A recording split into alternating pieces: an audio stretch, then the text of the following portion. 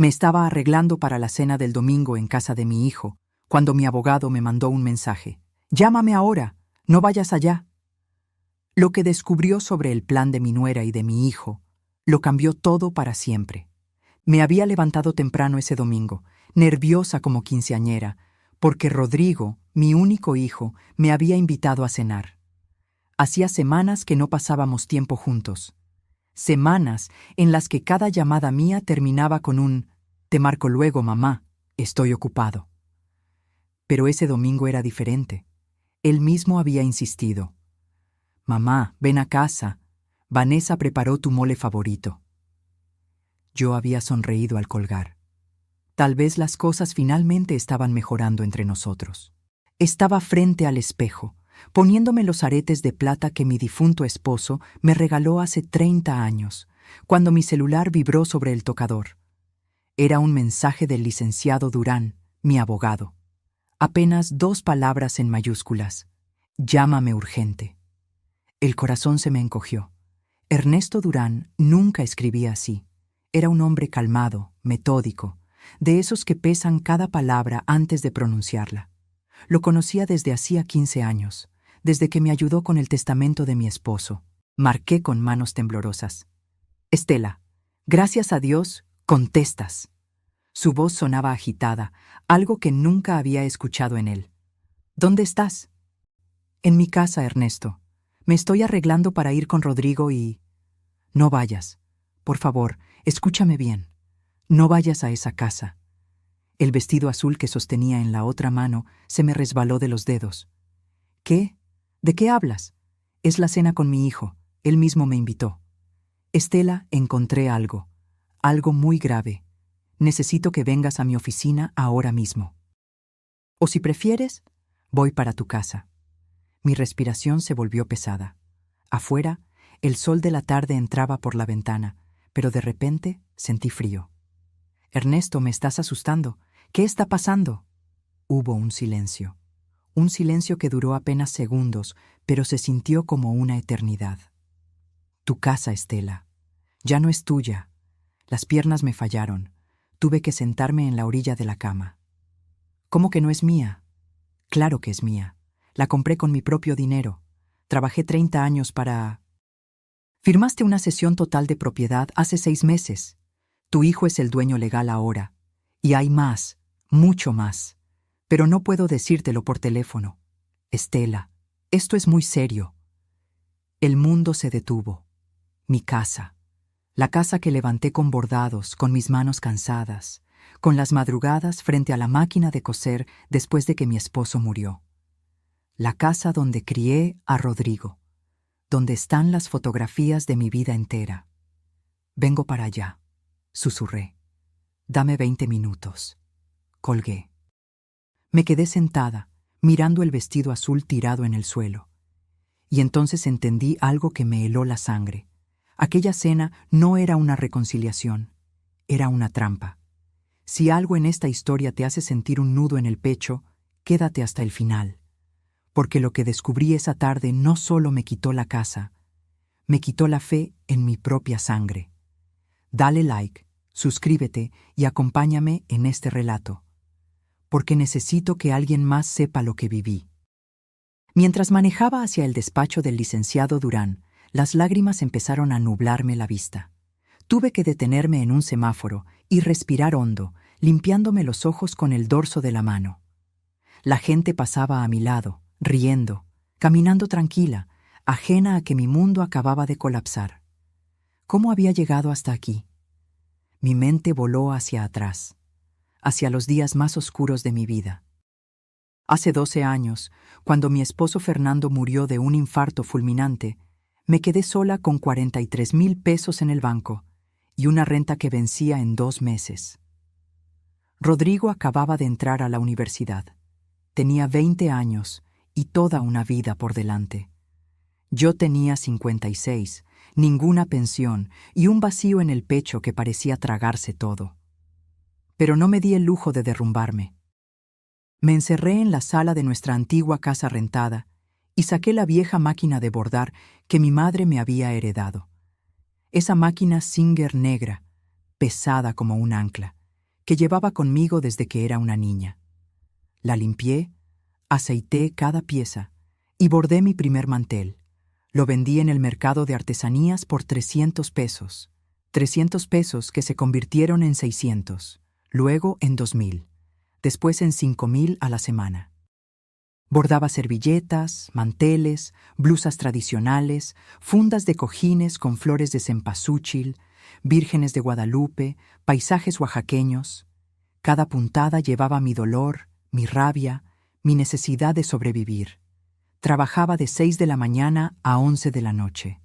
Mis dedos sangraban, mis ojos ardían bajo la luz amarilla del foco, pero no paraba. Rodrigo me veía trabajar y a veces me decía: «Mamá, descansa, ya es muy tarde». Yo le sonreía, con el hilo entre los dientes, y le contestaba: «Mijo, esto es para que tú tengas tu carrera, para que no te falte nada». 5 años después, abrí mi propio taller, un local pequeño en la colonia Condesa, con 3 empleadas que me ayudaban. Mis bordados empezaron a venderse en tiendas boutique. Turistas extranjeros pagaban hasta 2.500 pesos por un solo mantel. Mis manos, esas manos arrugadas y callosas, estaban construyendo un futuro.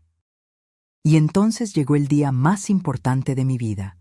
Tenía 63 años cuando firmé la escritura de esta casa. Mi casa, un pequeño inmueble de 2 plantas en la colonia Roma Norte, con un jardincito al frente y una terraza donde podía ver atardeceres. Costó 3.200.000 pesos. Lo pagué en efectivo. Cada billete representaba un amanecer frente a la máquina, una orden cumplida, un sí de algún cliente satisfecho. El notario me entregó las llaves y yo lloré como nunca había llorado. Llamé a Rodrigo esa tarde. Él ya se había graduado de ingeniero industrial, trabajaba en una empresa internacional, ganaba bien. Le dije: «Hijo, ya tenemos casa propia, ya nunca más vamos a depender de nadie». Él vino esa noche, cargando una botella de sidra. Brindamos en la sala vacía, sentados en el suelo porque aún no tenía muebles. Me abrazó fuerte y me dijo: «Mamá, eres la mujer más fuerte que conozco». Guardé esas palabras como un tesoro. Además de la casa, logré ahorrar 847.000 pesos. Los tenía en una cuenta de inversión a plazo fijo. Era mi colchón, mi seguridad, mi vejez digna. Pensaba dejarle todo a Rodrigo algún día, pero como herencia, no como limosna, como el fruto de una vida bien vivida, no como un botín arrebatado. Estacioné frente al edificio donde estaba la oficina del licenciado Durán. Apagué el motor. Me miré en el espejo retrovisor. Tenía los ojos hinchados, el rímel corrido, el cabello despeinado. Pero había algo más en mi reflejo. Había miedo. Miedo de confirmar que todo por lo que había luchado, todo lo que había construido con sangre y desvelos, me había sido arrebatado por las 2 personas en las que más confiaba en este mundo. Respiré profundo, tomé mi bolsa y bajé del auto. Porque si algo había aprendido en esta vida era esto: las batallas más duras no se pelean contra extraños. Se pelean contra quienes creíste que jamás te traicionarían. El licenciado Durán me recibió en su oficina con una expresión que nunca le había visto: preocupación mezclada con rabia contenida. Me sirvió un vaso con agua y esperó a que me sentara antes de abrir una carpeta beige repleta de documentos. Pero antes de llegar a eso, necesito contarles cómo empezó todo.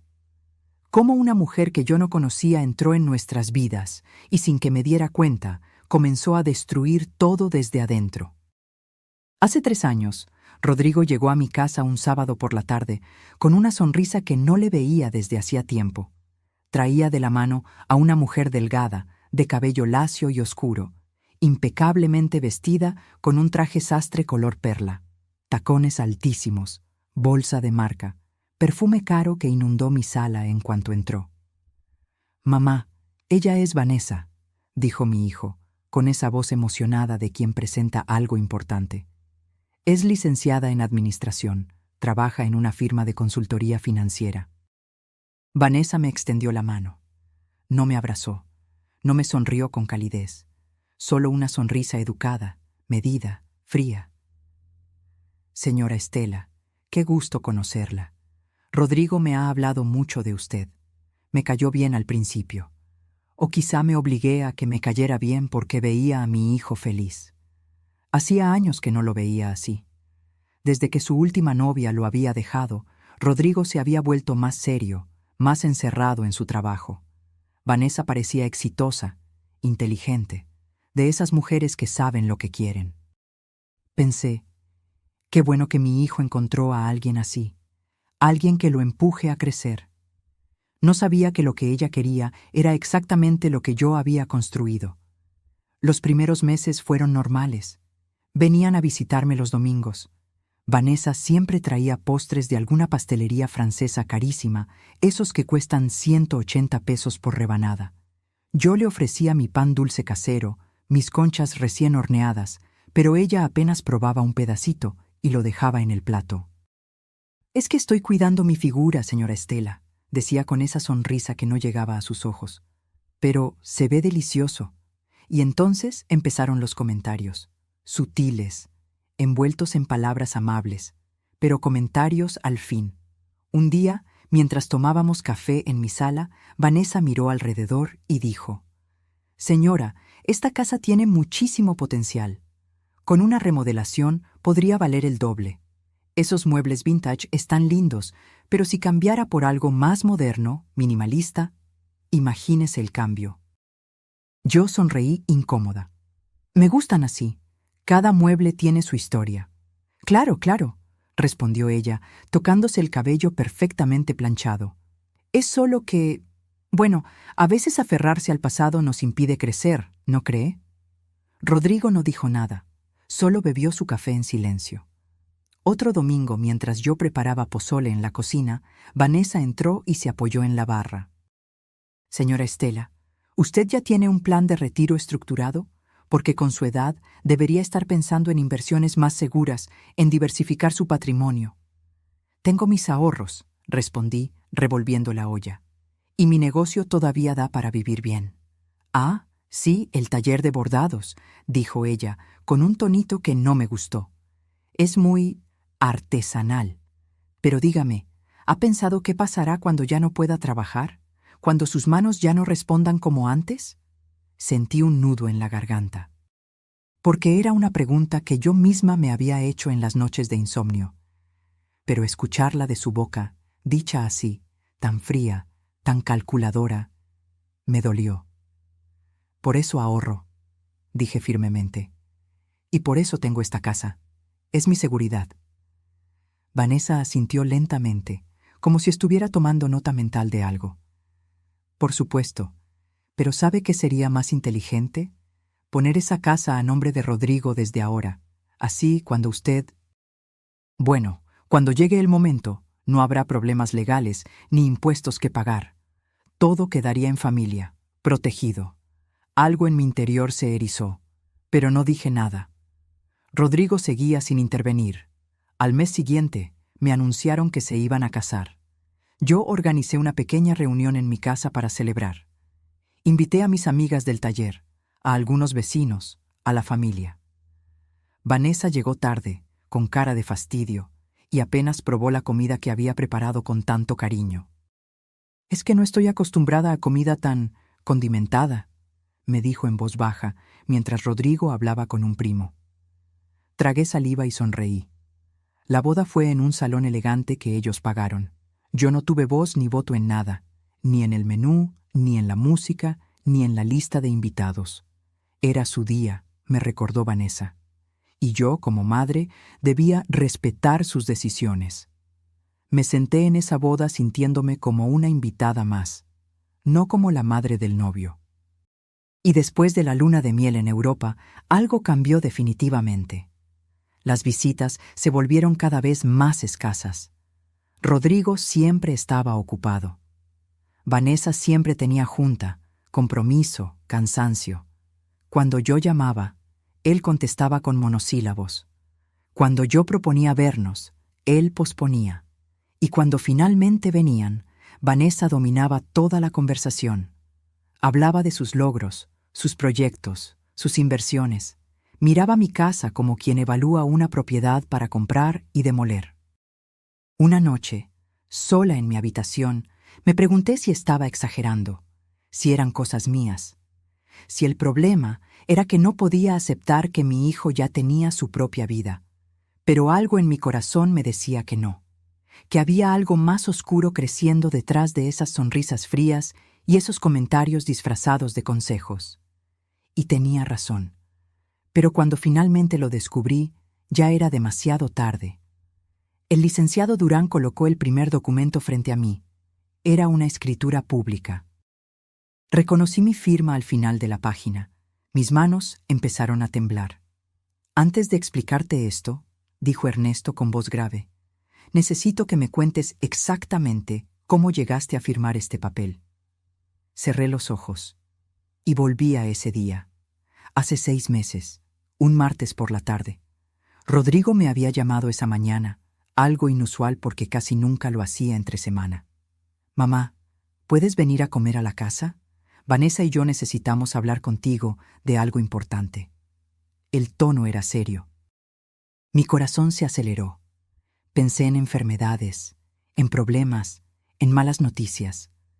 Durante todo el camino hacia su departamento en Polanco, recé en silencio. Cuando llegué, Vanessa me recibió con una sonrisa que parecía demasiado amplia, demasiado ensayada. Había preparado una mesa con salmón, ensalada y vino blanco.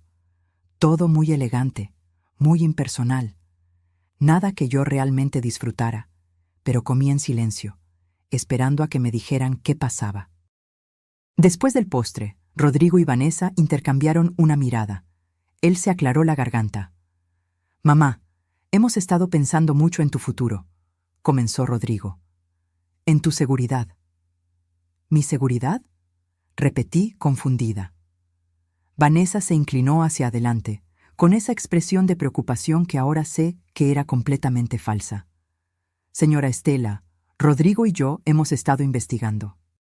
¿Sabía usted que cuando una persona fallece y deja bienes inmuebles, los herederos tienen que pagar impuestos enormes? Estamos hablando de hasta el 35% del valor de la propiedad. Me quedé helada. ¿35%? Susurré. Así es, continuó ella, sacando una carpeta con papeles impresos, gráficas, números resaltados en amarillo. Su casa está valuada en más de 3 millones de pesos. Eso significa que Rodrigo tendría que pagar más de 1 millón solo en impuestos sucesorios. Y si no los paga a tiempo, el gobierno puede embargar la propiedad. Mi hijo tomó mi mano. Esa mano que yo había sostenido cuando aprendió a caminar, cuando tuvo su primera caída, cuando le rompieron el corazón por primera vez. Mamá, no queremos que pierdas tu casa. No queremos que todo tu esfuerzo se vaya a manos del gobierno. Por eso investigamos opciones legales. ¿Qué opciones? Pregunté con la voz quebrada. Vanessa deslizó más papeles hacia mí. Había palabras que no entendía.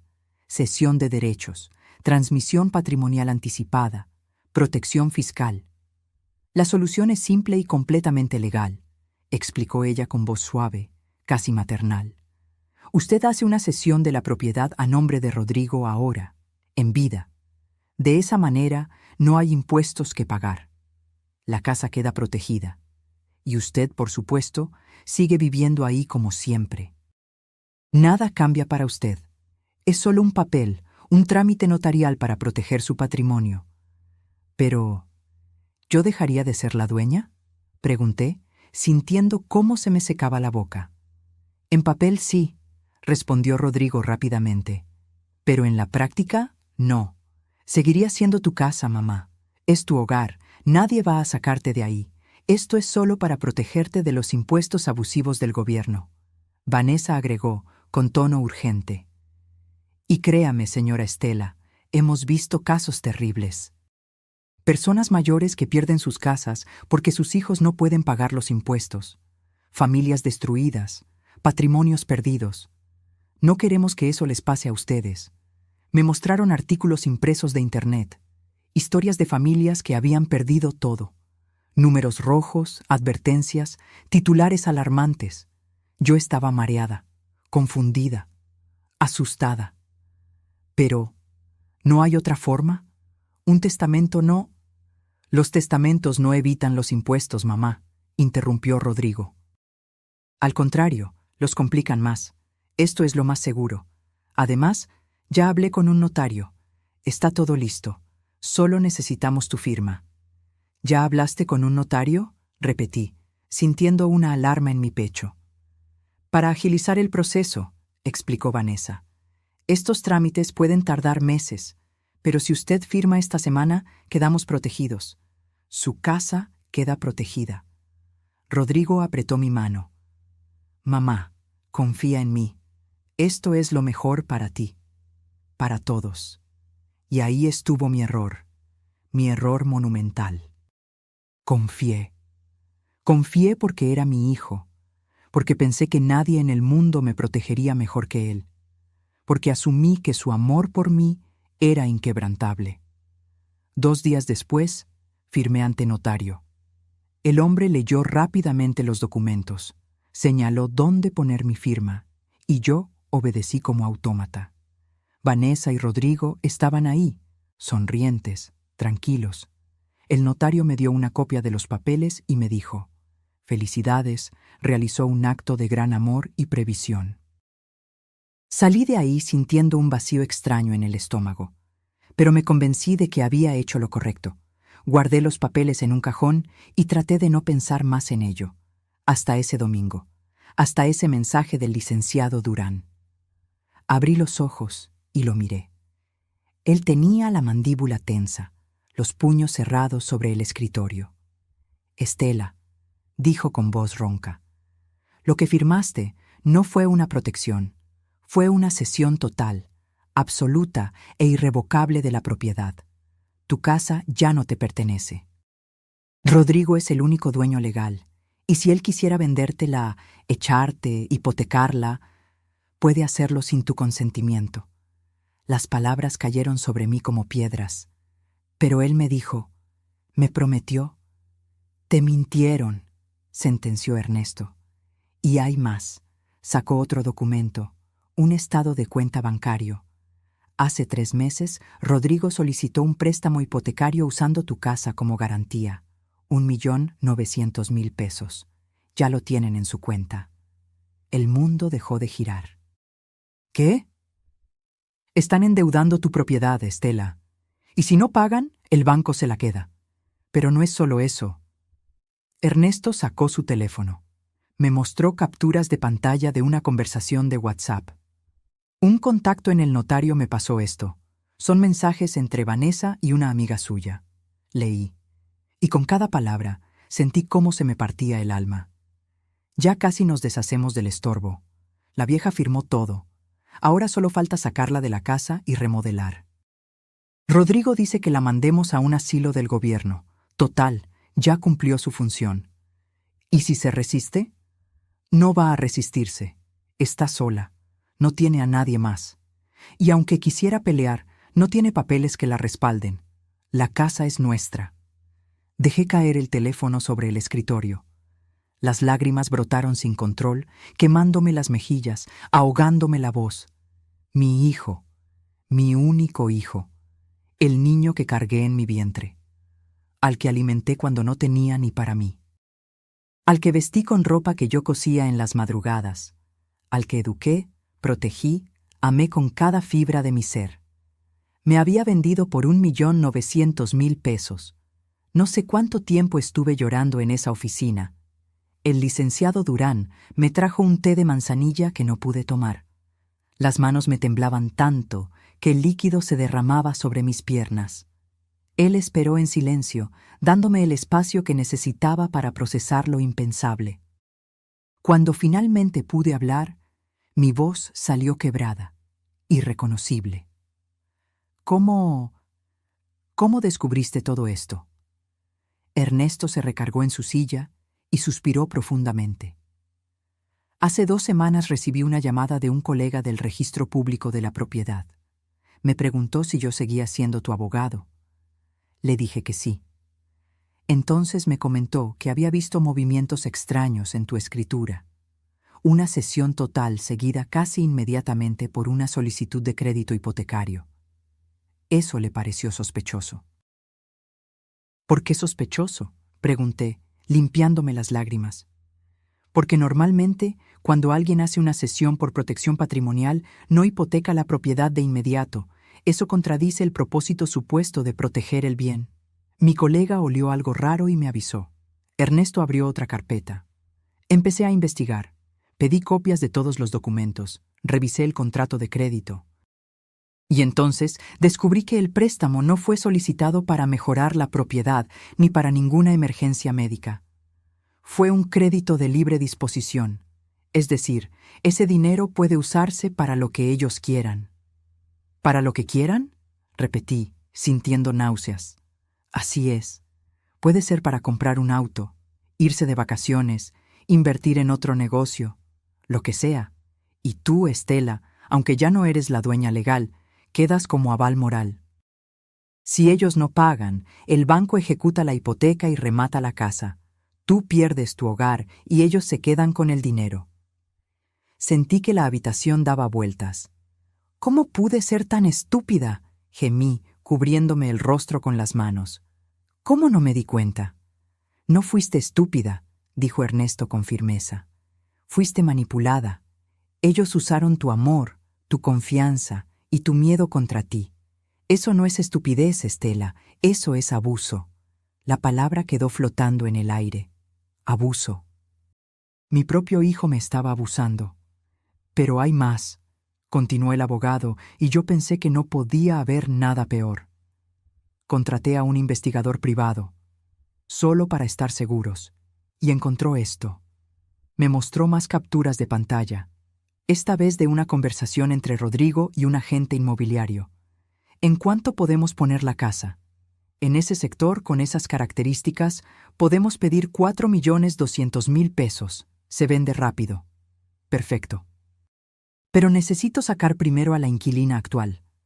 ¿Conoces abogados que manejen desalojos express? Claro, te paso contactos. Con el dinero correcto, en 3 meses la tienes vacía. Mi hijo me estaba llamando inquilina. Como si yo fuera una extraña. Como si no hubiera dado 30 años de mi vida para construir ese hogar. Estela, escúchame bien, dijo Ernesto, inclinándose hacia adelante. Ellos planean sacarte de tu propia casa, venderla, quedarse con el dinero del crédito más el dinero de la venta. Estamos hablando de más de 6 millones de pesos en total, y a ti te dejarían en la calle. No puede ser legal, susurré. Tiene que haber algo, alguna ley que me proteja.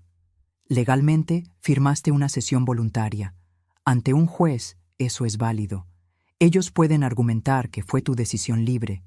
Y sin pruebas de que hubo engaño o coacción, es muy difícil revertirlo. ¿Muy difícil o imposible? Ernesto me sostuvo la mirada. Difícil, pero no imposible.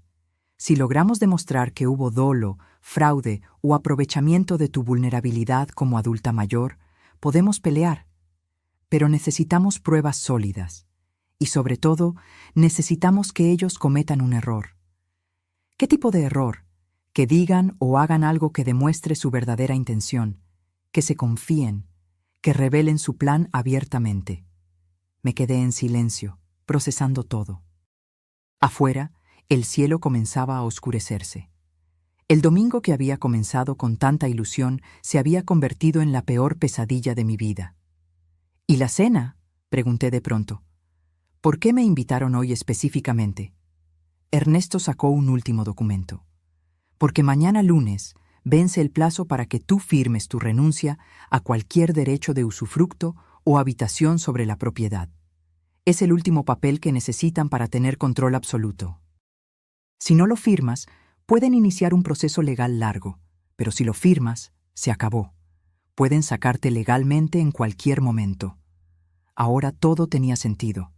La invitación repentina después de semanas de silencio. El mole favorito. Las sonrisas.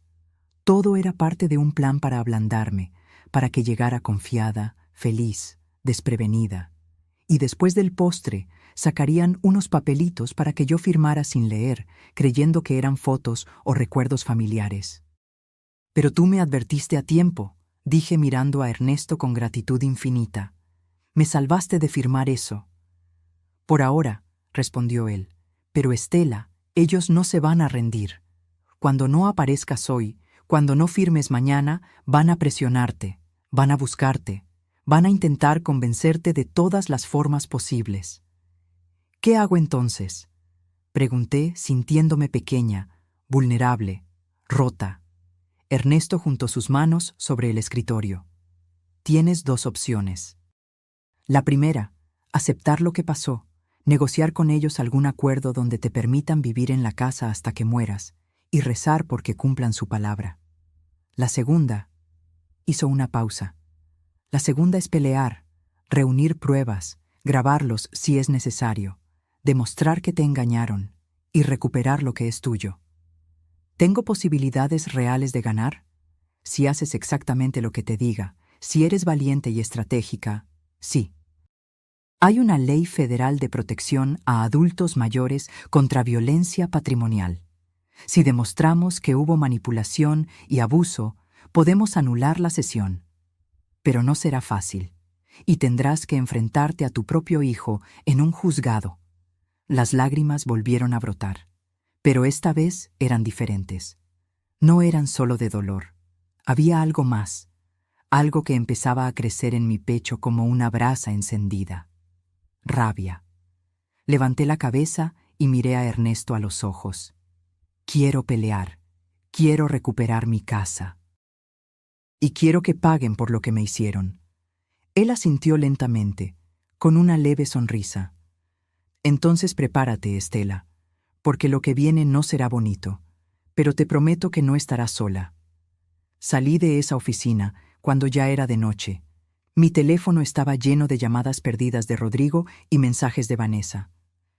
Mamá, ¿dónde estás? Ya es tarde. ¿Te pasó algo? Contesta, por favor. Estamos preocupados. La cena se está enfriando. No respondí ninguno. Conduje de regreso a mi casa que ya no era mía, y me senté en la sala a oscuras, mirando las fotografías en las paredes. Rodrigo de bebé, Rodrigo en su graduación, Rodrigo abrazándome el día que compré esta casa.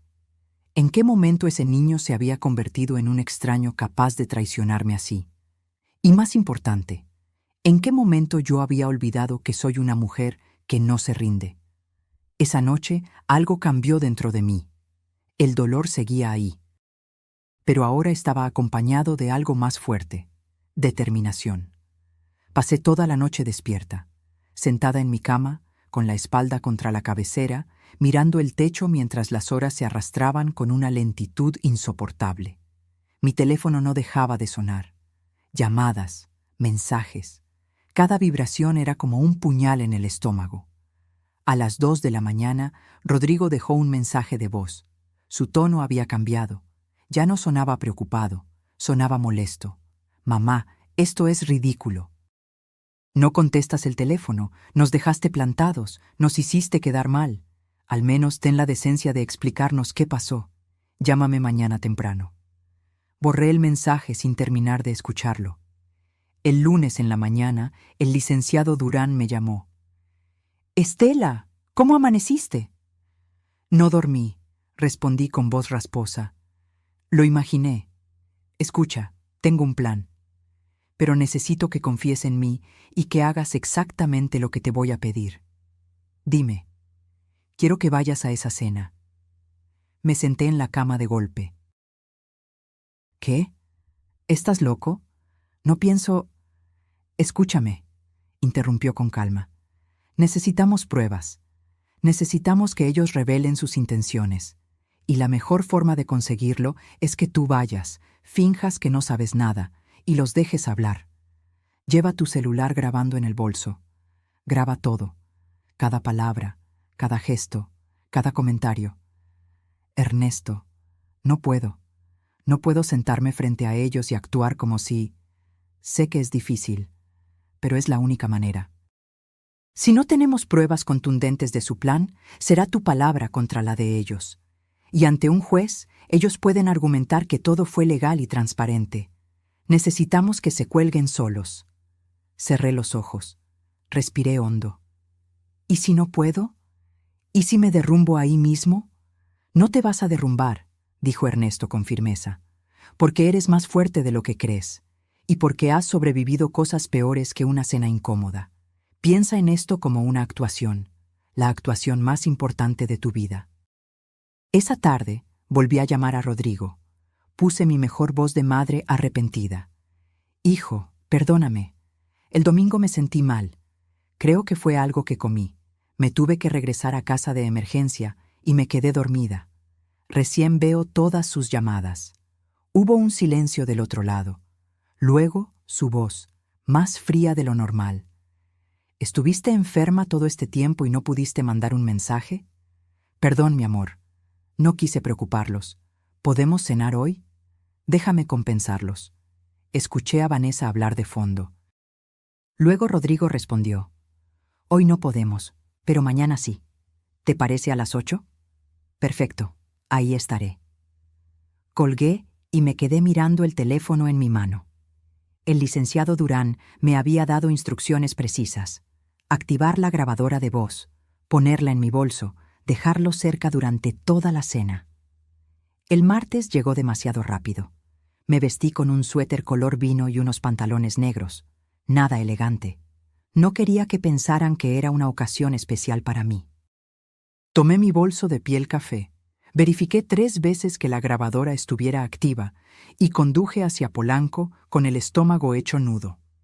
Cuando llegué al edificio donde vivían, el portero me saludó con una sonrisa. Yo asentí sin decir palabra. Subí en el elevador hasta el piso 12. Cada segundo se sentía eterno. Toqué el timbre. Vanessa abrió la puerta. Llevaba un vestido negro ajustado y el cabello recogido en un moño perfecto. Me miró de arriba abajo antes de sonreír. Señora Estela, qué bueno que ya se siente mejor. Pase. Entré. El departamento olía a perfume caro y velas aromáticas de lavanda. Todo estaba impecablemente ordenado. Ni una mota de polvo, ni un objeto fuera de lugar. Era un espacio frío, sin alma, como un showroom de revista. Rodrigo salió de la cocina secándose las manos con un trapo. Me dio un beso en la mejilla, pero fue mecánico, sin calidez. Hola, mamá. Siéntate. Ya casi está lista la cena. Me senté en el comedor de cristal. Coloqué mi bolso en la silla vacía junto a mí, asegurándome de que el micrófono quedara expuesto. Vanessa sirvió vino. Yo apenas lo toqué. Rodrigo trajo los platos, un risotto con champiñones. Nada que ver con el mole que supuestamente habían preparado el domingo. Comimos en silencio durante los primeros minutos. Yo sentía sus miradas sobre mí, evaluándome, midiendo cada uno de mis movimientos. Finalmente, Vanessa rompió el silencio. Señora Estela, queríamos hablar con usted sobre algo importante. Aquí venía. ¿Sí? Pregunté, fingiendo inocencia. Rodrigo dejó su tenedor sobre el plato. Mamá, Vanessa y yo hemos estado pensando. Ahora que la casa está a mi nombre, sería bueno que hiciéramos algunos ajustes. ¿Ajustes? Repetí.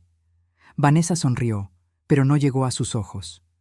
Lo que Rodrigo quiere decir es que esa casa tiene mucho potencial desaprovechado. Con una buena remodelación, podría convertirse en una excelente inversión. Incluso podríamos rentarla y generar ingresos pasivos. Sentí cómo se me encogía el estómago, pero mantuve el rostro neutral. ¿Rentar mi casa? Bueno, técnicamente ya no es su casa, señora Estela, dijo Vanessa con voz suave, casi maternal. Es de Rodrigo, y él tiene derecho a tomar decisiones sobre su propiedad, ¿no cree? Mi hijo no dijo nada, solo miraba su plato. Además, continuó Vanessa, usted vive sola en una casa de 2 plantas. Eso no es práctico a su edad. Las escaleras son peligrosas, el mantenimiento es caro. ¿No sería mejor que se mudara a un lugar más adecuado? ¿Adecuado? Pregunté, sintiendo cómo la rabia empezaba a trepar por mi garganta. Un lugar más pequeño, más manejable, explicó ella, como si le hablara a una niña. Hay residencias muy bonitas para adultos mayores, con enfermeras, actividades, gente de su edad. Estaría más cómoda. ¿Estás diciendo que me vaya de mi casa?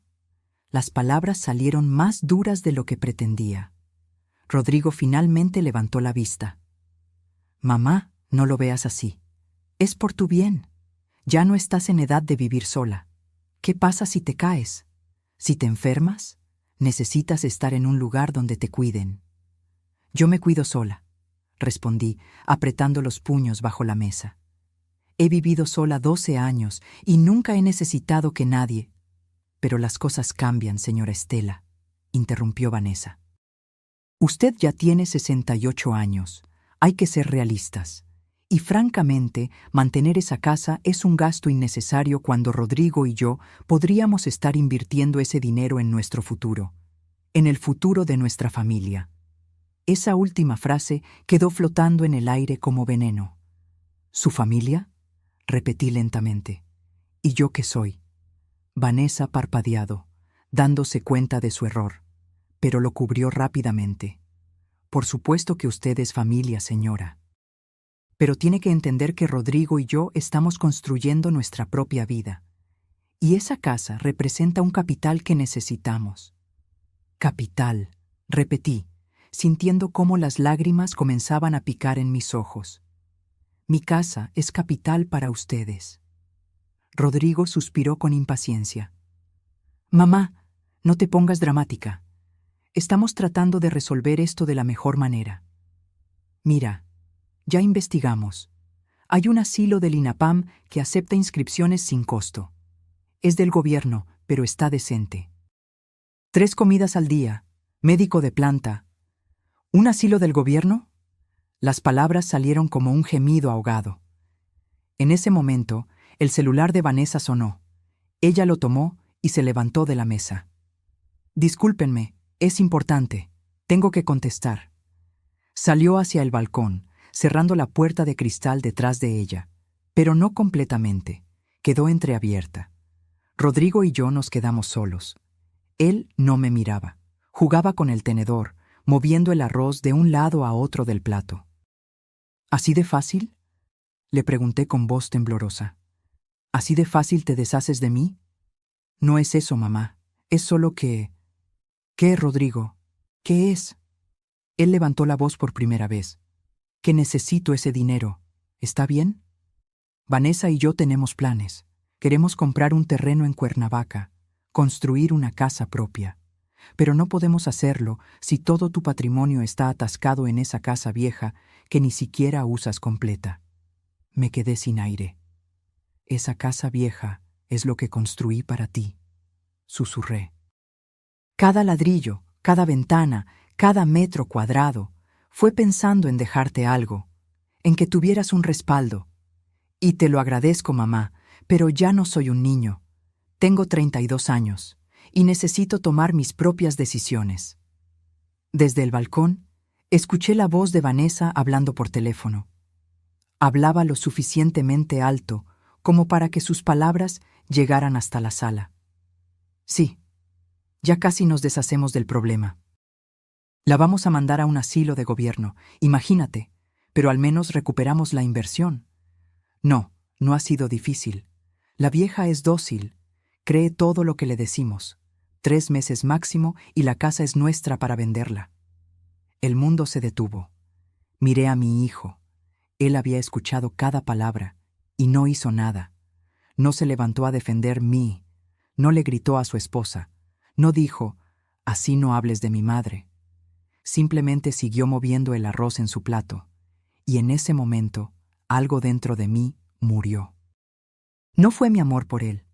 Eso, por doloroso que fuera, seguía ahí.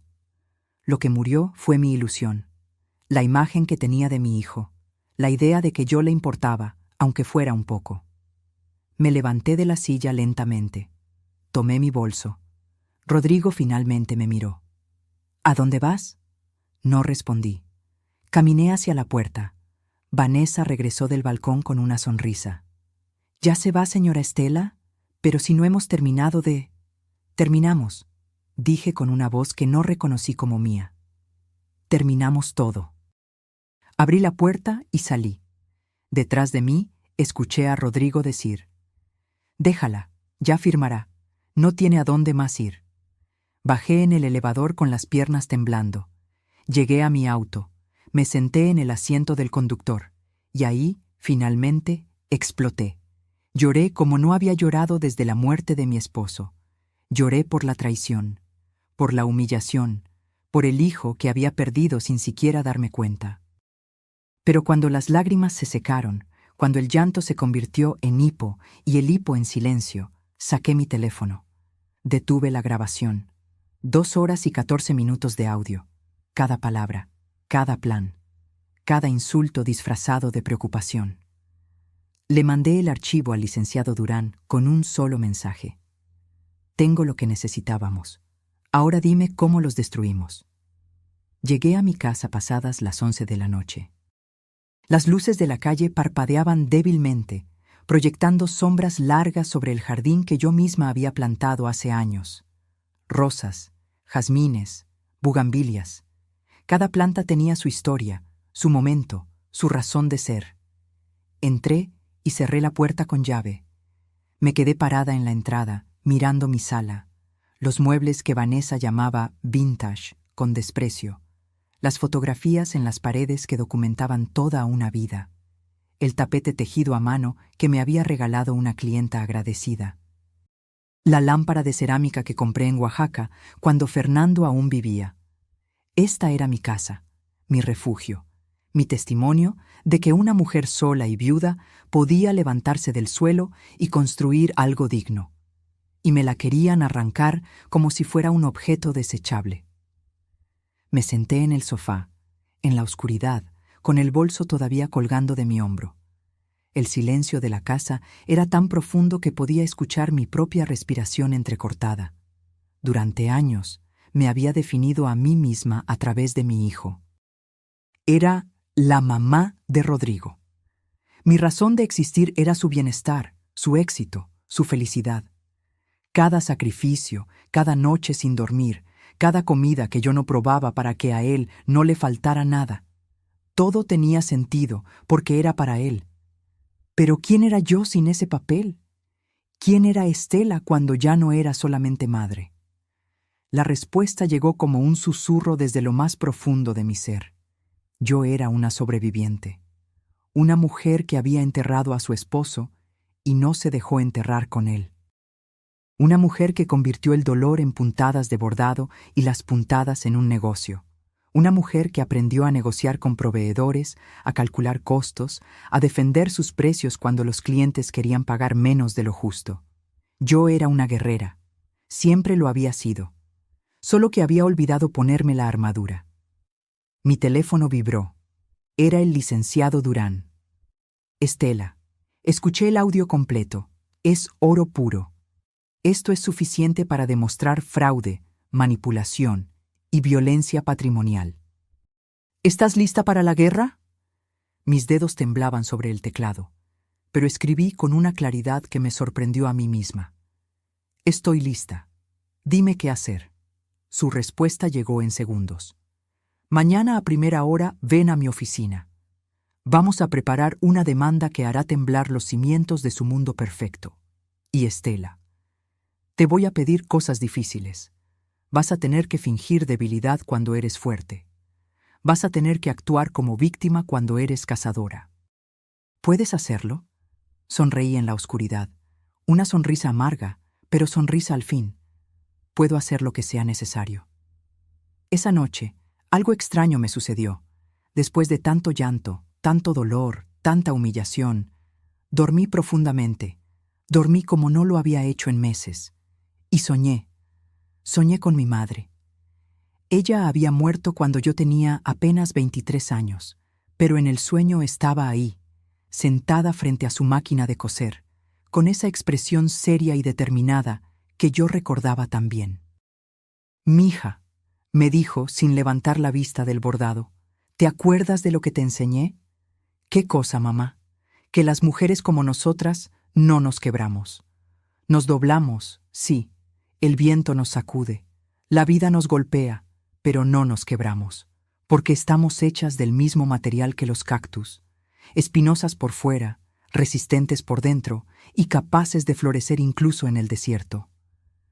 Desperté con las mejillas mojadas, pero esta vez no de tristeza. Era algo distinto, algo que se sentía como despedida y bienvenida al mismo tiempo.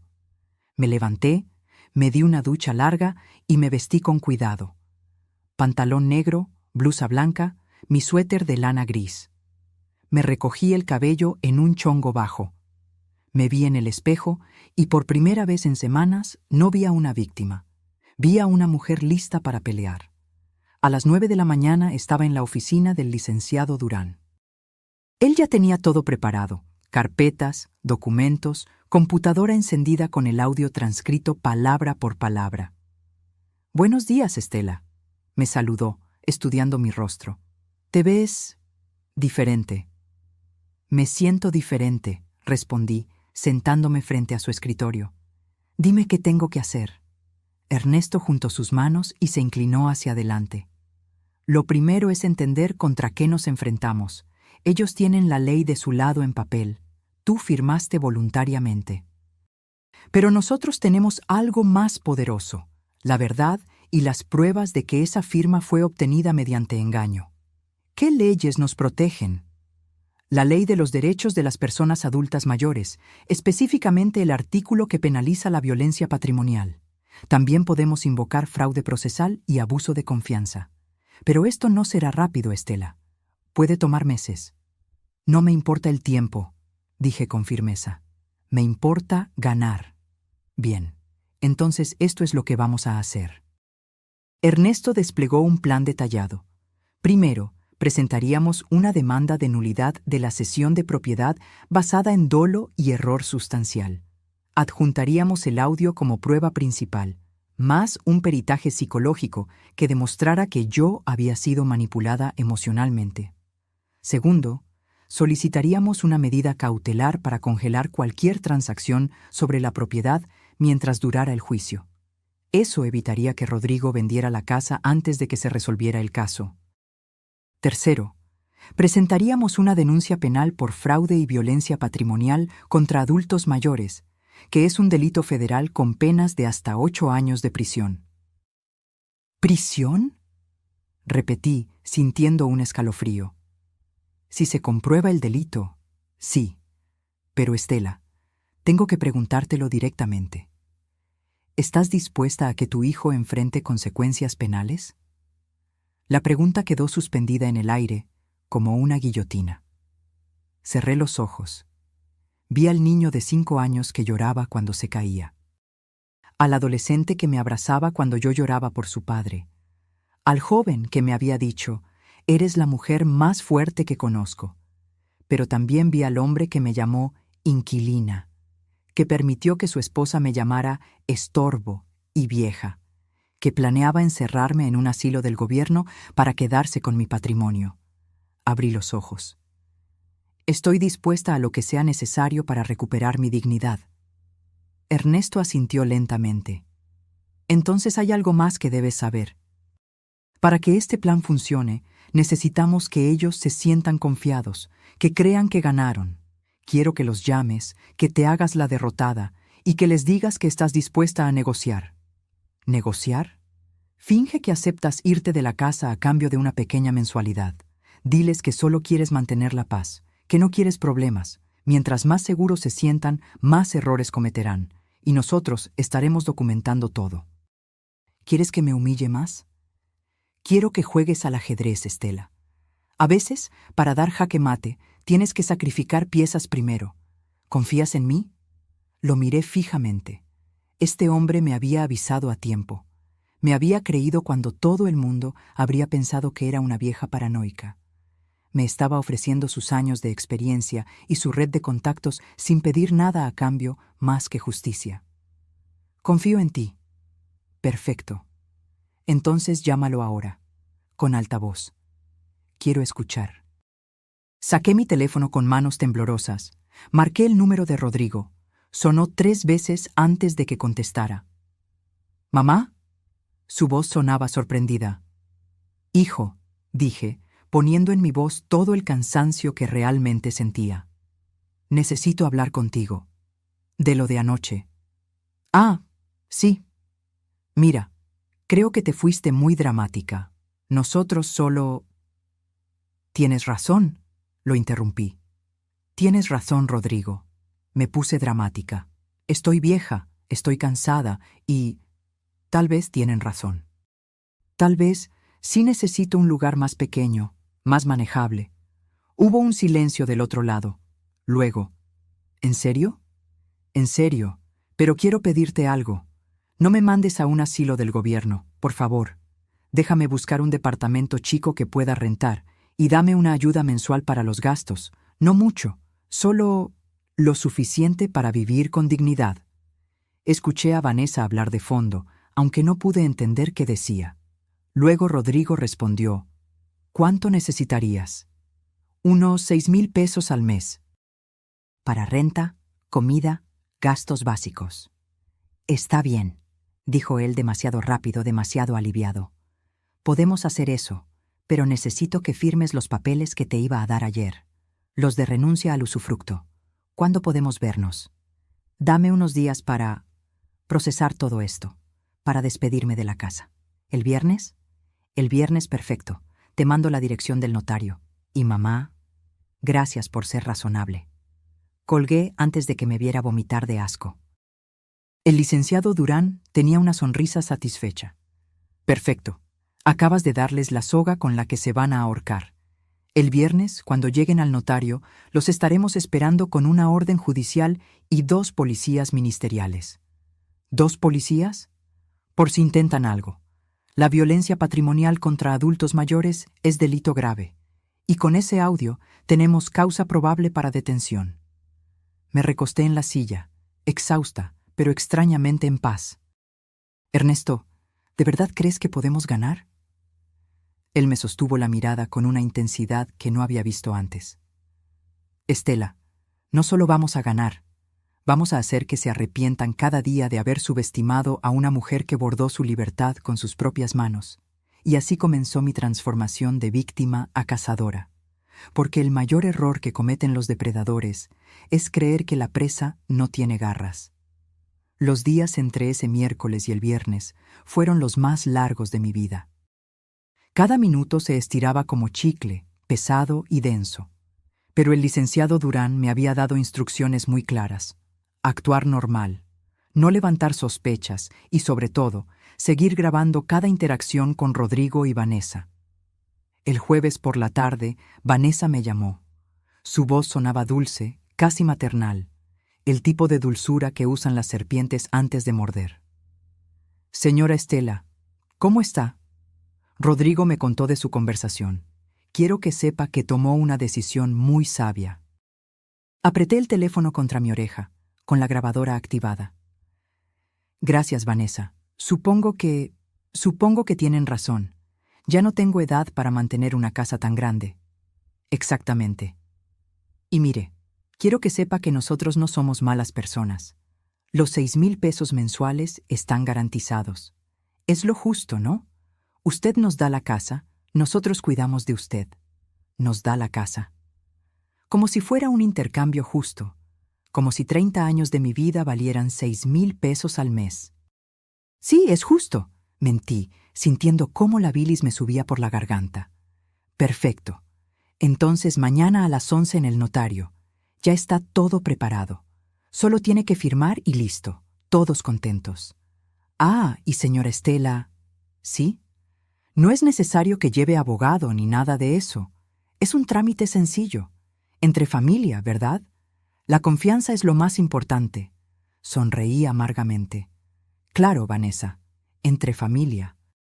Cuando colgué, le mandé el audio al licenciado Durán con un mensaje. Ya están celebrando. Su respuesta fue inmediata. Déjalos, que se emborrachen de confianza. Mañana será su peor despertar. Esa noche no dormí. No por angustia, sino por anticipación. Era como la víspera de Navidad cuando era niña, pero en lugar de esperar regalos, esperaba justicia. Me levanté a las 5 de la mañana. Me bañé con calma, dejando que el agua caliente relajara mis músculos tensos. Me vestí con mi mejor conjunto, un traje sastre color beige que había comprado para la graduación de Rodrigo, pero nunca usé. Me maquillé ligeramente. Me puse los aretes de perlas que Fernando me regaló en nuestro 20º aniversario. Me miré al espejo y vi a una mujer que no reconocía del todo. Seguía siendo yo, pero había algo diferente en mis ojos. Algo duro, algo que brillaba con determinación. A las 9 de la mañana llegué a la oficina del licenciado Durán. Pero esta vez no estábamos solos. Había otras 3 personas esperando. Estela, te presento al licenciado Javier Montoya, especialista en Derecho Patrimonial. Él llevará la parte civil del caso. Ella es la licenciada Patricia Ruiz, de la Fiscalía Especializada en Delitos contra Adultos Mayores, y él es el agente del Ministerio Público, Ricardo Salazar. Me quedé boquiabierta. ¿Todo esto? La licenciada Ruiz, una mujer de unos 45 años con mirada afilada, me tendió la mano. Señora Estela, su caso llegó a mi escritorio hace 2 días. Escuché los audios, leí los documentos, y le voy a ser sincera. En mis 15 años haciendo esto, pocas veces he visto un caso tan claro de violencia patrimonial con premeditación. Su hijo y su nuera no solo cometieron fraude, cometieron un delito federal. ¿Qué va a pasar?, pregunté con voz temblorosa. El agente Salazar, un hombre corpulento de bigote espeso, explicó. A las 11, usted entrará al notario como acordaron. Nosotros estaremos afuera, esperando. Cuando ellos lleguen y estén todos reunidos, yo entraré con la orden de presentación. Los vamos a llevar al Ministerio Público para tomarles declaración. Ahí se les notificará formalmente de la demanda civil y de la denuncia penal. ¿Y la casa?, pregunté, sintiendo cómo el corazón me latía en la garganta. El licenciado Montoya sonrió. Ya tenemos lista la medida cautelar. En cuanto se presente la demanda, la propiedad queda congelada. No pueden venderla, hipotecarla más, ni hacer ninguna transacción. Y si demostramos el fraude, que lo vamos a demostrar, la cesión se anula y la propiedad regresa a su nombre. ¿Cuánto tiempo tomará? Entre 3 y 6 meses, respondió el licenciado Durán. Pero Estela, necesito que entiendas algo. A partir de hoy, tu relación con tu hijo cambia para siempre. Esto no tiene vuelta atrás. Cerré los ojos. Respiré hondo. Mi relación con él cambió el día que decidió venderme por un préstamo bancario. Yo solo estoy recuperando lo que es mío. A las 10:30 salimos hacia el notario. Yo iba en mi auto, seguida por un vehículo discreto donde iban los licenciados y el agente. Mi celular sonó. Era Rodrigo. Ya vamos llegando, llegaremos puntuales. Yo también, nos vemos allá. Estacioné frente a la notaría, un edificio antiguo en la colonia Juárez. Mis piernas temblaban al bajar del auto. El licenciado Durán se acercó y puso una mano en mi hombro. Respira. Tú puedes. Entra, saluda, actúa normal. Cuando yo entre, solo aléjate y déjanos hacer nuestro trabajo. Asentí y entré. El notario, un hombre calvo de lentes gruesos, me recibió con una sonrisa profesional. Señora Estela, bienvenida. Su hijo ya avisó que vienen en camino. ¿Gusta un café mientras esperamos? No, gracias. Estoy bien. Me senté en una de las sillas de la sala de espera. Mis manos sudaban. Mi corazón golpeaba tan fuerte que pensé que todos en la habitación podían escucharlo. 5 minutos después, la puerta se abrió. Rodrigo entró primero, vestido con traje gris y corbata azul. Se veía seguro, relajado, casi feliz. Detrás de él venía Vanessa, impecable como siempre, con un vestido negro y tacones que hacían eco en el piso de mármol. «Hola, mamá», dijo Rodrigo, dándome un beso en la mejilla que se sintió como hielo. «¿Lista para terminar con esto?» «Lista», respondí con voz neutra. Vanessa me sonrió. «Señora Estela, qué bien se ve. Ese traje le queda hermoso». Hipócrita, pensé, pero sonreí. «Gracias, hija». Nos hicieron pasar a la oficina del notario. Él ya tenía los documentos extendidos sobre su escritorio de caoba. Papeles y más papeles con sellos, firmas, párrafos en letra pequeña. Bien, dijo el notario, ajustándose los lentes. Aquí tenemos la renuncia formal de la señora Estela a cualquier derecho de usufructo, habitación o uso sobre la propiedad ubicada en la calle. No terminó la frase.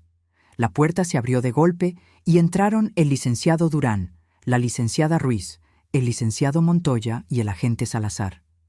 El notario se puso de pie, confundido. ¿Qué significa esto? El agente Salazar mostró su placa. Agente del Ministerio Público. Traigo una orden de presentación para el señor Rodrigo Navarro Méndez y la señora Vanessa Ortega de Navarro. Rodrigo palideció. Vanessa se levantó de su silla, furiosa. ¿Qué es esto? ¿Algún tipo de broma? La licenciada Ruiz dio un paso al frente. No es broma, señora. Están siendo citados por la Fiscalía Especializada en Delitos contra Adultos Mayores. Se les acusa de fraude, violencia patrimonial y abuso de confianza. Rodrigo me miró, con los ojos desorbitados. «Mamá, ¿qué hiciste?» Me levanté lentamente, lo miré directamente a los ojos, sin pestañear. Lo que debí hacer hace 6 meses, defenderme. «¡Esto es ridículo!», gritó Vanessa. «Ella firmó voluntariamente. Tenemos los papeles». El licenciado Durán sacó una carpeta. Papeles obtenidos mediante engaño, amenazas veladas y manipulación emocional. Tenemos grabaciones de sus propias voces confesando el plan, llamándola estorbo, planeando encerrarla en un asilo del gobierno. ¿Quieren escucharlas aquí o prefieren hacerlo en el Ministerio Público? El silencio que siguió fue ensordecedor. Vanessa intentó hablar, pero el licenciado Montoya la interrumpió. Además, solicitamos y obtuvimos una medida cautelar. La propiedad queda congelada desde este momento. No pueden venderla, rentarla, ni hacer transacción alguna hasta que se resuelva el juicio de nulidad. «No pueden hacer esto», gritó Rodrigo, con la voz quebrada. «Yo soy el dueño legal». «Eres el dueño de una propiedad obtenida ilegalmente», respondió la licenciada Ruiz con frialdad. «Y eso se llama despojo. Ahora, ¿vienen voluntariamente o necesito llamar a las unidades de apoyo?» Rodrigo me miró con una mezcla de shock, rabia y algo que casi parecía miedo. «Mamá, no puedes hacerme esto. Soy tu hijo». Sentí como las lágrimas comenzaban a formarse, pero las contuve. «No aquí, no ahora». Precisamente por eso duele tanto, Rodrigo, porque sí eres mi hijo. Y aún así me traicionaste. Vanessa intentó acercarse a mí, pero el agente Salazar se interpuso. «Señora, por favor, acompáñenos. Pueden llamar a su abogado desde el Ministerio Público». Los vi salir escolatados. Rodrigo caminaba como zombi, con la cabeza baja. Vanessa gritaba amenazas vacías sobre demandas y abogados caros. Cuando la puerta se cerró detrás de ellos, mis piernas cedieron. El licenciado Durán me sostuvo antes de que cayera. «Ya pasó», susurró. «Lo más difícil ya pasó». Pero no era cierto. Lo más difícil venía apenas comenzando. Porque una cosa es recuperar una casa. Otra muy distinta es recuperarte del hecho de que tu propia sangre te quiso dejar en la calle. Los siguientes 3 meses fueron un torbellino de citatorios, audiencias, peritajes y declaraciones. Cada semana tenía que presentarme en alguna oficina gubernamental para responder preguntas, firmar documentos, ratificar testimonios. Rodrigo y Vanessa contrataron a un abogado caro, de esos que cobran 50,000 pesos solo por la consulta inicial.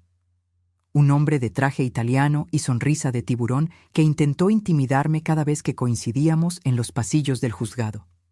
«Señora, esto se puede resolver sin tanto escándalo», me decía con voz melosa. «Piense en su hijo. ¿De verdad quiere arruinar su vida por un malentendido?» Yo lo miraba sin pestañear y respondía: «No fue un malentendido, fue un robo planeado. Y yo no arruiné su vida, él arruinó la mía». Durante ese tiempo, No volví a hablar con Rodrigo. Él intentó llamarme 2 veces. Dejó mensajes de voz que nunca escuché completos. Después, supongo que su abogado le aconsejó no contactarme directamente. Vanessa, en cambio, me mandó un mensaje a las 3 de la mañana, un martes. Un solo mensaje lleno de insultos, amenazas y palabras que nunca pensé leer escritas con tanto veneno. Lo guardé como prueba y se lo entregué a la licenciada Ruiz. «Perfecto», dijo ella con una sonrisa satisfecha. «Intimidación a testigo. Esto le suma más cargos». Mi taller de bordado siguió funcionando, pero yo ya no era la misma. Mis empleadas notaban el cambio. Me preguntaban si estaba bien. Yo sonreía y asentía, pero por dentro sentía como si cargara piedras en el pecho. Las noches eran lo peor. Me despertaba a las 3 de la mañana, empapada en sudor, con pesadillas donde Rodrigo era un niño otra vez, y yo lo perdía en una multitud. Soñaba que lo buscaba, gritando su nombre, pero él nunca volteaba. Una tarde, mi amiga Lucía, con quien había trabajado durante años en el taller, me preparó un té de tila y se sentó frente a mí. «Estela, ¿de verdad vas a llegar hasta el final con esto?» «¿Tú qué harías?», le pregunté cansada. «No lo sé, pero sé que ese muchacho es tu único hijo, y que cuando todo esto termine, ganes o pierdas, ya nada será igual entre ustedes». «Ya nada es igual, Lucía». Eso murió el día que decidió verme como un estorbo en lugar de como su madre.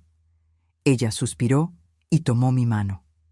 «Solo te pido que no pierdas de vista quién eres, porque he visto muchas veces cómo la rabia nos convierte en aquello que odiamos». Sus palabras me quedaron dando vueltas durante días. Finalmente, llegó el día de la audiencia definitiva. El día donde el juez escucharía todos los argumentos, revisaría todas las pruebas y dictaría sentencia sobre la nulidad de la sesión. Era un miércoles de abril. El cielo estaba gris, amenazando lluvia. Me levanté a las 6 de la mañana, me vestí con un traje azul marino y me recogí el cabello en un chongo impecable. Quería verme digna. Quería que el juez viera a una mujer seria, no a una víctima desesperada. El licenciado Durán pasó por mí a las 8. «¿Lista?», preguntó, estudiando mi rostro. «Lo más lista que puedo estar para ver a mi hijo sentarse en el banquillo de los acusados».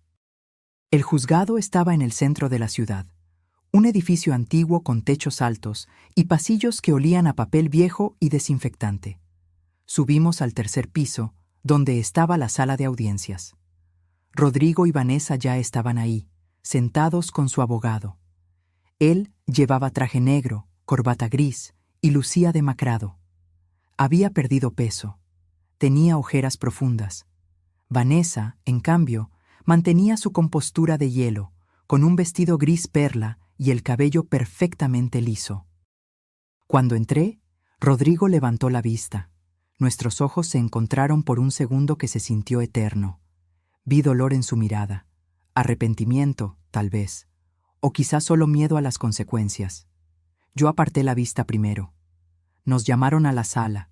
Era un espacio rectangular con paredes color crema, un estrado donde se sentaba el juez y bancas de madera para las partes. Me senté junto a mis abogados. Rodrigo y Vanessa se sentaron del otro lado, a apenas 3 metros de distancia. El juez entró. Era un hombre de unos 60 años, con cabello blanco y mirada penetrante. Se sentó, acomodó sus papeles y habló con voz firme. «Estamos aquí para resolver la demanda de nulidad de cesión de propiedad interpuesta por la señora Estela Méndez Cordero contra su hijo, Rodrigo Navarro Méndez, y su nuera, Vanessa Ortega de Navarro. También atenderemos la denuncia penal por violencia patrimonial contra adultos mayores. Procederemos con la presentación de pruebas». El licenciado Montoya se puso de pie y comenzó a exponer el caso. Habló durante 20 minutos, explicando cronológicamente cómo me habían engañado, cómo usaron mi miedo a perder mi patrimonio para manipularme, cómo solicitaron el préstamo hipotecario sin mi conocimiento. Luego vino el momento más duro, reproducir los audios. La voz de Vanessa llenó la sala. Ya casi nos deshacemos del problema. La vamos a mandar a un asilo de gobierno, imagínate, pero al menos recuperamos la inversión. Vi cómo Rodrigo cerraba los ojos, apretando los puños sobre sus piernas. Después, el audio de su conversación con el agente inmobiliario. Necesito sacar primero a la inquilina actual. El abogado defensor intentó objetar, argumentando que los audios habían sido obtenidos sin consentimiento. Pero la licenciada Ruiz respondió con calma. Los audios fueron grabados por la propia víctima durante conversaciones en las que ella estaba presente. Es completamente legal bajo la Ley de Protección de Datos Personales cuando se trata de documentar un delito. El juez asintió y permitió que continuaran. Luego fue mi turno de declarar. Me puse de pie, con las piernas temblando. Caminé hasta el estrado. Puse mi mano sobre la Biblia y juré decir la verdad. El licenciado Montoya me hizo preguntas básicas primero. Mi nombre, mi edad, mi ocupación. ¿Cómo había adquirido la propiedad? Señora Estela, ¿puede describir con sus propias palabras qué le dijeron su hijo y su nuera cuando le pidieron que firmara la cesión? Respiré hondo. Me dijeron que era para protegerme, que si yo moría, Rodrigo tendría que pagar más de 1 millón de pesos en impuestos. Me dijeron que era solo un trámite en papel, que yo seguiría viviendo en mi casa como siempre. Me lo juraron. ¿Y usted les creyó? Sí, porque era mi hijo, porque pensé que él jamás me haría daño. ¿Cuándo se dio cuenta de que la habían engañado? Las lágrimas comenzaron a rodar por mis mejillas, pero mi voz se mantuvo firme. Cuando mi abogado me llamó para decirme que ya no era dueña de nada, que habían hipotecado mi casa y que planeaban sacarme para venderla. ¿Cómo se sintió en ese momento? Miré directamente a Rodrigo. Él tenía la cabeza baja, evitando mi mirada. Sentí que me moría. Sentí que 30 años de trabajo, de sacrificio, de amor incondicional, no habían significado nada para él. Sentí que mi único hijo me había vendido por dinero. El silencio en la sala era absoluto. Luego fue el turno del abogado defensor de interrogarme. Se puso de pie con expresión severa. Señora Estela, ¿es cierto que usted firmó los documentos voluntariamente frente a un notario? Firmé lo que mi hijo me pidió que firmara, confiando en él. ¿Leyó los documentos antes de firmar? El notario los leyó rápidamente. Yo confié en que mi hijo no me mentiría. Señora, usted es una mujer de 68 años, dueña de un negocio exitoso. ¿Me está diciendo que no tiene la capacidad de leer un documento legal antes de firmarlo? Sentí la rabia trepar por mi garganta. Tengo la capacidad. Lo que no tenía era razón para desconfiar de mi propio hijo. ¿No es cierto que usted está haciendo todo este teatro porque se arrepintió de su decisión? ¿Que ahora quiere quedarse con la casa que voluntariamente cedió? «Objeción», gritó el licenciado Montoya. «Está hostigando a la testigo». «Procede», dijo el juez. «Licenciado, reformule su pregunta». El abogado defensor cambió de táctica. «Señora Estela, ¿su hijo alguna vez la amenazó físicamente?» «No». ¿La golpeó? No. ¿La encerró contra su voluntad? No. Pero me manipuló, me mintió y planeó dejarme en la calle. Según usted, según interpretaciones de conversaciones privadas que grabó sin consentimiento. La licenciada Ruiz se puso de pie. Su señoría, nuevamente estamos ante argumentos ya refutados. Los audios son legales y las palabras en ellos son claras e inequívocas. El juez golpeó su mazo. Sostenido. Licenciado, ¿tiene más preguntas para la testigo? No, su señoría. Me permitieron bajar del estrado. Mis piernas apenas me sostenían. Después declaró un perito psicólogo que había evaluado mi estado mental. Confirmó que yo estaba completamente lúcida y que había sido víctima de manipulación emocional sistemática. Luego el turno fue para Rodrigo. Lo vi caminar hacia el estrado con pasos lentos. Se veía pequeño, vulnerable. Nada que ver con el hombre seguro que había entrado meses atrás a esa notaría creyendo que había ganado. Señor Navarro, comenzó su propio abogado, ¿puede explicar cuál era su intención al pedirle a su madre que cediera la propiedad? Rodrigo habló con voz baja. Solo quería protegerla. Investigué y es verdad que los impuestos sucesorios son muy altos. No quería que después hubiera problemas. ¿En algún momento planeó dejarla en la calle? No, nunca. Esas conversaciones que grabó salieron de contexto. Yo estaba molesto, frustrado, pero nunca pensé realmente hacerle daño. ¿Y el préstamo hipotecario? Rodrigo titubeó. Lo necesitábamos para un proyecto de inversión. Iba a generarnos ingresos y después le iba a regresar la casa a mi mamá. ¿Por qué no le explicó eso antes de solicitar el crédito? Porque pensé que se preocuparía innecesariamente. Ahora fue el turno del licenciado Montoya de interrogarlo. Señor Navarro, ¿es cierto que usted le dijo a un agente inmobiliario que necesitaba desalojar a la inquilina actual, refiriéndose a su madre? Rodrigo palideció. ¿Eso fue sí o no? Sí, pero no lo decía en serio. Tampoco lo decía en serio cuando su esposa dijo que su madre era un estorbo y usted no la corrigió. Yo no podía controlar lo que Vanessa decía, pero podía defenderla. ¿Lo hizo? Silencio. Señor Navarro, responda la pregunta. ¿Defendió a su madre cuando su esposa la llamó estorbo? No, susurró Rodrigo, y por primera vez una lágrima rodó por su mejilla. No la defendí. El juez llamó a un receso de 30 minutos. Salí de la sala y me apoyé contra la pared del pasillo, temblando. El licenciado Durán me ofreció agua. Lucía, que había venido a apoyarme, me abrazó en silencio. Cuando regresamos, el juez tenía su decisión lista. Después de revisar exhaustivamente las pruebas presentadas, especialmente los audios y testimonios, este juzgado determina lo siguiente. Mi corazón latía tan fuerte que apenas podía escuchar.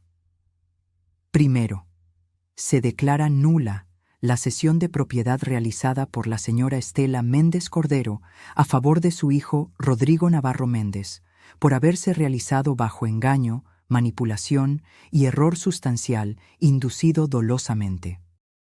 Segundo, la propiedad ubicada en calle Tabasco número 43, Colonia Roma Norte, se restituye inmediatamente a nombre de su legítima propietaria, la señora Estela Méndez Cordero. Tercero, el préstamo hipotecario obtenido fraudulentamente queda como responsabilidad exclusiva del señor Rodrigo Navarro Méndez y la señora Vanessa Ortega de Navarro, quienes deberán liquidarlo sin que la propiedad ni la señora Estela tengan responsabilidad alguna. Cuarto, se condena al señor Rodrigo Navarro Méndez y a la señora Vanessa Ortega de Navarro al pago de 650,000 pesos por concepto de daño moral y gastos legales a favor de la señora Estela Méndez Cordero. Quinto, se turna el expediente a la Fiscalía para determinar si procede proceso penal por los delitos de fraude y violencia patrimonial contra adultos mayores. El mazo cayó. Se levanta la sesión. El mundo pareció detenerse. Rodrigo tenía la cabeza entre las manos. Vanessa miraba al frente con los ojos llenos de lágrimas de rabia. Yo me quedé inmóvil, procesando que había ganado. Había recuperado mi casa, mi dignidad, mi vida. Pero al mirar a mi hijo derrumbado en esa silla, con los hombros caídos y la derrota escrita en cada línea de su rostro, me di cuenta de algo devastador. Había ganado la batalla, pero había perdido a mi hijo para siempre. Los días después de la sentencia fueron extraños, silenciosos. Como despertar después de una tormenta y no reconocer el paisaje que dejó atrás. Volví a mi casa, legalmente mía otra vez, y recorrí cada habitación como si fuera la primera vez. Toqué las paredes, me senté en mi sofá. Subí las escaleras despacio, sintiendo cada escalón bajo mis pies. Todo estaba igual, pero yo ya no era la misma mujer que había salido de aquí meses atrás. El licenciado Durán me ayudó con todos los trámites para registrar nuevamente la propiedad a mi nombre. El banco, después de una negociación tensa, aceptó que Rodrigo y Vanessa eran los únicos responsables del préstamo hipotecario. Mi casa quedó libre de gravámenes. Los 650,000 pesos de la indemnización llegaron a mi cuenta 3 semanas después. Era una suma considerable, pero se sentía vacía, como si ninguna cantidad de dinero pudiera compensar lo que realmente había perdido. Una tarde de mayo, mientras bordaba en mi taller, sonó mi teléfono. Era un número desconocido. Dudé antes de contestar. «¿Mamá?» La voz de Rodrigo me atravesó como un cuchillo. No respondí de inmediato. Solo escuché su respiración entrecortada del otro lado.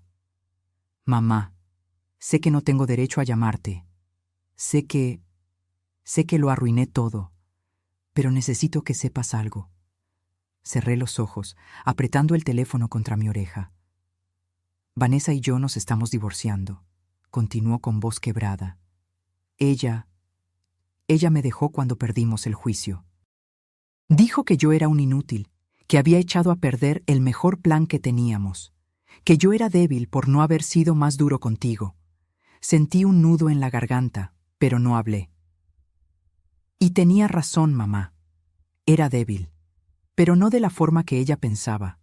Era débil porque la dejé controlarme, porque permití que me convenciera de que tú eras un estorbo, porque olvidé quién eres realmente. Las lágrimas comenzaron a rodar por mis mejillas en silencio. Perdí mi trabajo, continuó. La empresa se enteró del juicio y me despidieron. Dicen que soy un riesgo reputacional. Estoy viviendo en un departamento chico que renté con lo poco que me quedó, y todos los días me despierto pensando en cómo pude traicionarte así. Rodrigo. Finalmente hablé, con voz ronca. No, déjame terminar. Por favor, necesito decirte esto, aunque después nunca más quieras saber de mí. Mamá, pasé 32 años de mi vida viéndote levantarte cada día antes del amanecer. Te vi coser hasta que te sangraban los dedos. Te vi llorar por mi papá y aún así seguir adelante. Te vi construir un negocio de la nada. Y en lugar de honrar ese legado, en lugar de protegerte como tú me protegiste toda mi vida, te apuñalé por la espalda. Su voz se quebró completamente. No espero que me perdones. No merezco tu perdón. Solo necesitaba que supieras que me odio por lo que te hice. Y que si pudiera regresar el tiempo, daría todo lo que tengo por no haber firmado nunca ese maldito préstamo. Por haberte defendido cuando Vanessa te insultaba. Por haber sido el hijo que merecías en lugar del monstruo en el que me convertí. El silencio que siguió fue denso, cargado de años de amor, dolor, traición y arrepentimiento. Rodrigo, dije finalmente, limpiándome las lágrimas. Te voy a decir algo que necesitas escuchar, y después de esto, depende de ti qué decides hacer con tu vida. Dime, el perdón no es algo que se da porque alguien lo pide. Se da cuando la persona ofendida está lista para soltar el peso del rencor. Y yo todavía no estoy lista. Escuché cómo sollozaba del otro lado.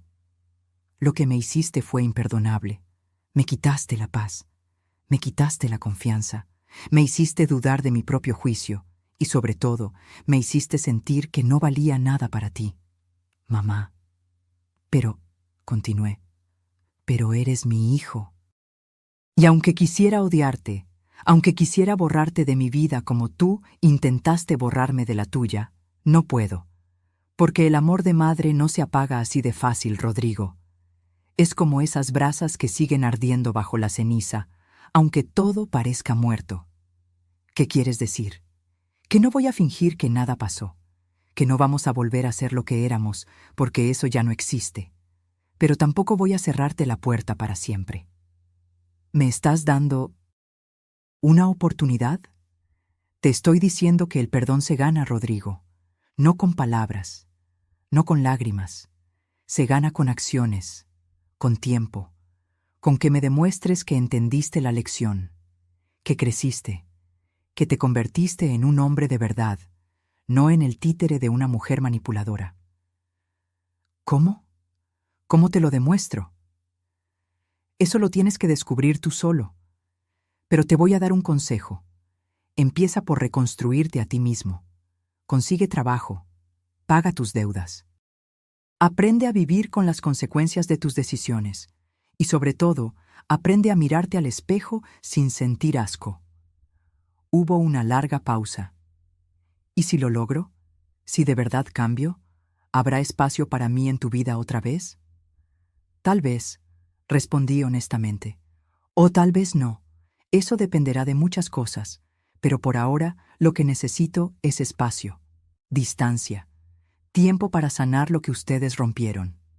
Lo entiendo, dijo con voz pequeña. Y mamá, aunque no sirva de mucho, te amo. Siempre te he amado. Simplemente perdí de vista lo que realmente importaba. Yo también te amo, Rodrigo. Por eso duele tanto. Colgué antes de derrumbarme completamente. Los meses siguieron su curso. El verano llegó con su calor sofocante. Mi taller empezó a recibir más pedidos. Una tienda boutique en San Miguel de Allende me hizo un pedido de 50 manteles bordados a mano. El trabajo me mantenía ocupada, y eso era bueno. No tenía tiempo para hundirme en el dolor.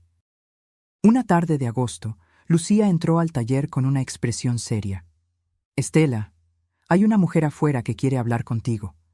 Dice que se llama Gabriela y que su historia es parecida a la tuya». Salí y encontré a una señora de unos 70 años, con el rostro surcado de arrugas y los ojos llenos de tristeza.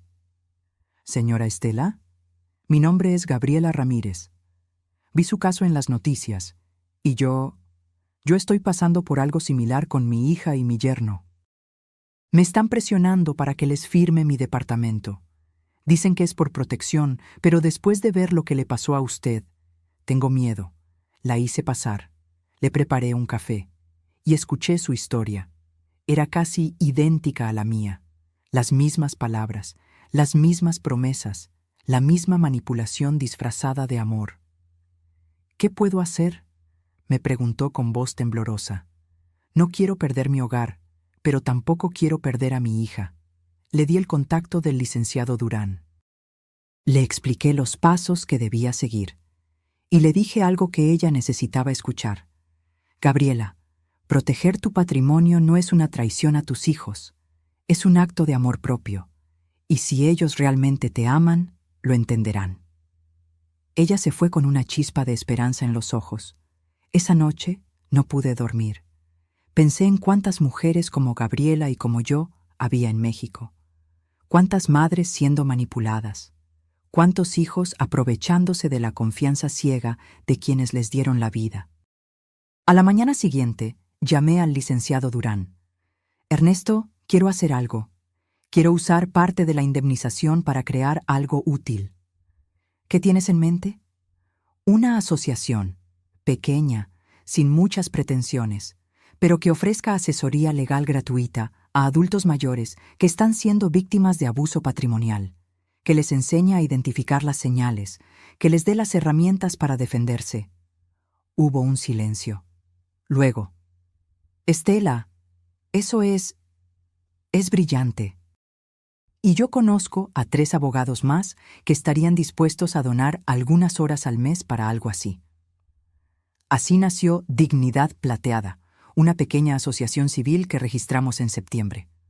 Con 200,000 pesos de mi indemnización, rentamos un local pequeño en la Colonia Condesa. 2 días a la semana ofrecíamos consultas gratuitas. La primera semana llegaron 3 personas. La segunda, 8. Al mes, ya teníamos lista de espera. Cada historia que escuchaba era como ver un espejo de mi propio dolor, pero también era una oportunidad de evitar que otros pasaran por lo mismo. Además de la asesoría legal, empecé a dar talleres de bordado gratuitos los sábados, no solo para enseñar el oficio, sino para crear una comunidad. Un espacio donde mujeres mayores pudieran sentirse valoradas, útiles, vivas. Una de mis alumnas, doña Carmela, de 73 años, me dijo algo que nunca olvidaré. «Señora Estela, yo vengo aquí no solo por el bordado. Vengo porque después de que mis hijos me abandonaron en un asilo, pensé que mi vida había terminado. Pero usted me enseñó que todavía hay belleza que crear. Todavía hay propósito. En noviembre, 6 meses después de la sentencia, recibí una carta certificada. Era de Rodrigo. Con manos temblorosas, la abrí. Mamá, no espero respuesta a esta carta. Solo quiero que sepas que conseguí trabajo en una constructora. Es un puesto modesto, muy por debajo de lo que ganaba antes, pero es honesto. Estoy pagando poco a poco el préstamo que arruinó todo. Me va a tomar años liquidarlo, pero lo voy a hacer. También empecé terapia psicológica. El terapeuta me ha ayudado a entender cómo permití que Vanessa me manipulara, cómo confundí el amor con la obsesión por aparentar éxito, cómo traicioné los valores que tú me inculcaste. Cada semana deposito 1,000 pesos en una cuenta de ahorro. No sé para qué exactamente. Tal vez algún día pueda devolverte aunque sea una mínima parte de lo que me diste toda tu vida. O tal vez solo es mi forma de recordarme que las cosas valiosas se construyen con paciencia, no se roban. Vi en internet lo de tu asociación. Leí sobre los talleres de bordado y me llené de orgullo. Porque a pesar de todo el daño que te causé, tú seguiste siendo quien siempre has sido, una mujer que convierte el dolor en algo hermoso. No te estoy pidiendo perdón otra vez, solo quiero que sepas que estoy tratando de ser mejor, día a día, paso a paso. Y si algún día, cuando sientas que tu corazón está listo, quisieras tomar un café conmigo, estaré esperando, con amor y vergüenza eterna, tu hijo Rodrigo. Doblé la carta lentamente. Las lágrimas rodaban por mis mejillas, pero esta vez no eran solo de dolor. Había algo más, algo que se sentía parecido a la esperanza.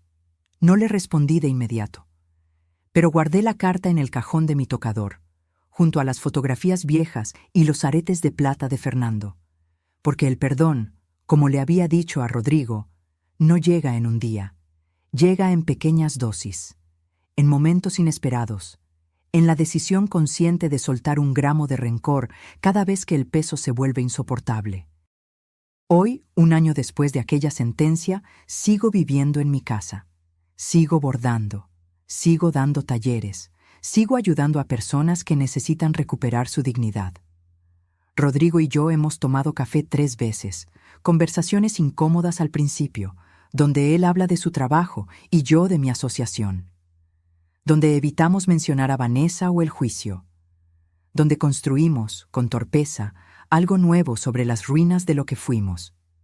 No sé si algún día volveremos a tener la relación que teníamos. Probablemente no, pero tal vez podamos construir algo diferente, algo más honesto, algo basado en respeto mutuo y no en dependencia ciega. Porque aprendí algo fundamental en este proceso doloroso. El amor verdadero no es ciego. El amor verdadero te permite ver claramente y aún así elegir quedarte. Pero también te permite ver con claridad cuando es momento de protegerte. El respeto no es opcional, no se negocia, no se mendiga, y tu dignidad no está a la venta. No importa quién sea el comprador. Me siento en mi terraza esta tarde, con una taza de café entre las manos, mirando el atardecer que pinta el cielo de naranja y rosa. El mismo cielo que veía cuando estaba rota. El mismo cielo que me vio levantarme. Y pienso en todas las mujeres que están pasando ahora mismo por lo que yo pasé, que sienten que están solas, que creen que no tienen poder. Y quiero decirles esto, desde el fondo de mi alma: nunca eres demasiado vieja para defender lo que es tuyo. Nunca es demasiado tarde para recuperar tu dignidad. Y la verdadera riqueza no está en las propiedades que posees, sino en la capacidad de mirarte al espejo y reconocer a la mujer que eres. Una mujer que se levanta, que pelea, que sobrevive y que a pesar de todo sigue siendo capaz de amar, pero ahora con los ojos bien abiertos. Fin. Si esta historia tocó algo dentro de ti, si conoces a alguien que está viviendo una situación similar, o si simplemente quieres recordar que nunca es tarde para recuperar tu poder, déjame un comentario contándome de dónde nos estás viendo.